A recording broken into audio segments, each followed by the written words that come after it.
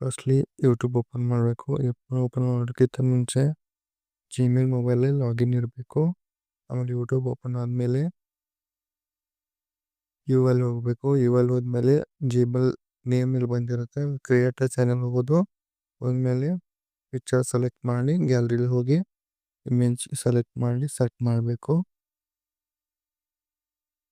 Next name ಬರುತ್ತೆ. Name ನಿಮಗೆ ಇದೇ ಇಡೋದಾದ್ರೆ ಇದೇ ಇಡಬೇಕು, ಅಲ್ಲ ಚೇಂಜ್ ಮಾಡಬೇಕಾದ್ರೆ ಚೇಂಜ್ ಮಾಡ್ಬೋದು. ಆಮೇಲೆ ಇದೇ ಇಡ್ತೀನಿ, ಸೇವ್ ಮಾಡ್ತೀನಿ. ನೆಕ್ಸ್ಟ್ ಹ್ಯಾಂಡಲಲ್ಲಿ ಹೋಗಿ ಹ್ಯಾಂಡಲಲ್ಲಿ ಸೇಮ್ ಇದೇ ಇಡ್ತೀನಿ. ಆಮೇಲೆ ಸೇವ್ ಮಾಡ್ತೀನಿ. ಸೇವ್ ಮಾಡಿ ಕ್ರಿಯೇಟ್ ಚಾನಲ್ ಮಾಡ್ತೀನಿ.